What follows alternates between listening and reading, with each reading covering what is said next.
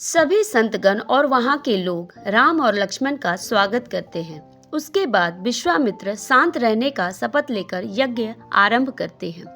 5 दिनों तक यज्ञ में कोई बाधा नहीं आती है, किंतु छठे दिन प्रज्वलित अग्नि में से आग की लपटें दूर तक फैल जाती है। यह संकेत राक्षसों के आगमन का होता है। राम और लक्ष्मण तीर और धनुष उठा लेते हैं। आकाश में बहुत जोर की आंधी का गर्जन सुनाई देता है। तुरंत ही सुबाहु तथा मरीच दूसरे राक्षसों के साथ वहां आ जाते हैं। वे प्रज्वलित अग्नि में खून की धारा प्रवाहित करने लगते हैं। तभी राम मानवास्त्र का इस्तेमाल करके मारीच को कोसों मील दूर फेंक देते हैं। मारीच जब बेहोश होकर उठता है तो वह दक्षिण दिशा की ओर भागने लगता है। राम उसके भाई सुबाहु को आग्नेयास्त्र से मार देते हैं। साथ ही सभी राक्षस को वायुयास्त्र से मार डालते हैं।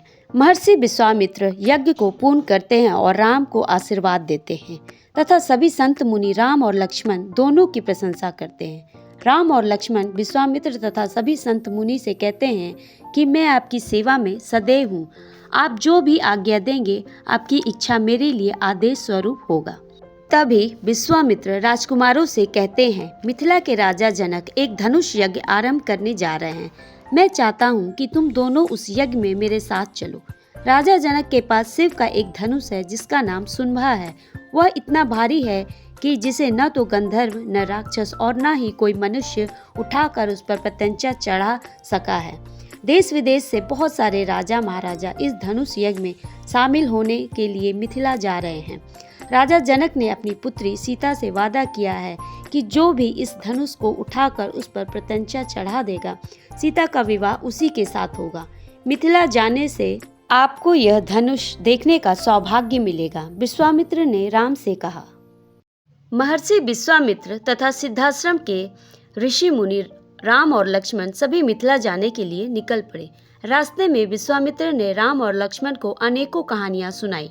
उन्होंने राम और लक्ष्मण को अपनी वंशावली, शिव पार्वती से जुड़ी कई घटनाएं, कार्तिकेय के जन्म की कहानी तथा गंगा के उद्भव की कहानी सुनाई। अमृत प्राप्ति के लिए देवता तथा दानव द्वारा किया गया समुद्र मंथन और समुद्र से 14 बेशकीमती जवाहरात की प्राप्ति आदि कहानियां भी सुनाई। राम और लक्ष्मण देवता और दानव के बीच युद्ध की कहानी और इन सभी कहानियों को सुनकर बहुत खुश हुए। रास्ते में ही विशाला के राजा सुमति ने बहुत ही गर्मजोशी से उन लोगों का स्वागत किया। रात विशाला नगर में बिताने के बाद वे लोग दूसरे दिन फिर से यात्रा शुरू करते हैं। जब वे लोग मिथिला के करीब पहुंचते हैं तब वे लोग एक सुनसान आश्रम देखते हैं। राम बड़ी उत्सुकता से उसे उस आश्रम के बारे में पूछते हैं। तभी विश्वामित्र अहिल्या और गौतम की कहानी राम को सुनाते हैं। इस आश्रम में गौतम और उसकी पत्नी अहिल्या रहते थे। भगवान इंद्र अहिल्या के रूप को देखकर आकर्षित हो गए। एक सुबह जब गौतम स्नान करने नदी गए थे तभी भगवान इंद्र साधु का वेश बदलकर उस आश्रम में जाते हैं। जब गौतम ने भगवान इंद्र को उसके आश्रम से निकलते देखा तो वे बहुत क्रोधित हो गए। गौतम ने इंद्र देवता को अभिशाप दिया और साथ ही अपनी पत्नी को पत्थर बना दिया और तभी गौतम उस आश्रम को छोड़कर चले गए। तभी से अहिल्या एक पत्थर के रूप में अपने एक एक दिन राम का नाम लेकर गुजार रही है। यह सुनकर राम को अहिल्या पर दया आ गई। उस पत्थर की आकृति में अहिल्या को राम ने जैसे ही छुआ, अहिल्या उस श्राप से मुक्त हो गई और अपने नारी रूप में वापस आ गई। अहिल्या ने राम और लक्ष्मण का अपने आश्रम में स्वागत किया। उसके बाद संत गौतम भी अपने आश्रम आकर अहिल्या को पुनः अपनी पत्नी स्वीकार कर लेते हैं। इसके बाद राम और लक्ष्मण विश्वामित्र तथा सभी संत मुनि के साथ जल्दी ही मिथिला पहुंच जाते हैं।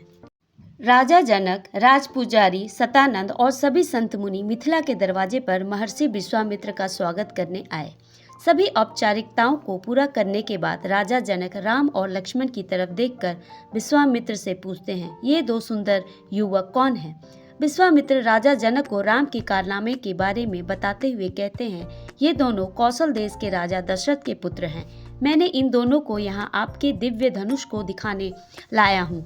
राजा जनक विश्वामित्र की प्रशंसा करते हुए उनके रहने की व्यवस्था यज्ञशाला के निकट एक सुंदर कुटिया में कर देते हैं।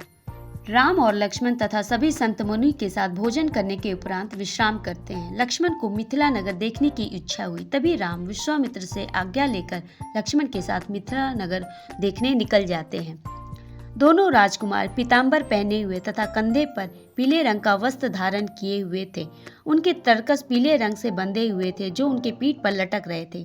उनके माथे पर चंदन का टीका तथा कानों में सोने के कुंडल थे। उनके मोटे काले भौहें और घुंघराले बाल उनके व्यक्तित्व में चार चांद लगा रहे थे। राम का रंग लक्ष्मण से ज्यादा सांवला था। वे दोनों एक दूसरे के साथ बहुत ही प्यारे लगते थे। महर्षि विश्वामित्र के साथ दो सुंदर राजकुमार मिथिला नगर देखने आए हैं, यह बात जंगल में आग की तरफ फैल गई। मिथिला में उन दोनों के बहादुरी के कारनामे नगर के हर चौराहे में चर्चा का विषय बना हुआ था। इसलिए जब राम और लक्ष्मण मिथिला की सड़कों से गुजर रहे थे तो नगर के सभी बूढ़े, बच्चे, जवान तथा सभी लोग उनकी एक झलक देखने के लिए बड़े उत्सुक थे। औरतों का झुंड भी इन दोनों राजकुमारों का स्वागत करने के लिए उन पर पुष्प वर्षा कर रहे थे। पूरे नगर में हर्षोल्लास का माहौल था। मिथिला नगर की भव्यता को देखने के बाद वे दोनों राजकुमार यज्ञशाला जाते हैं। उसके बाद राम और लक्ष्मण सोने के लिए पुनः उसी कुटिया में वापस हो जाते हैं।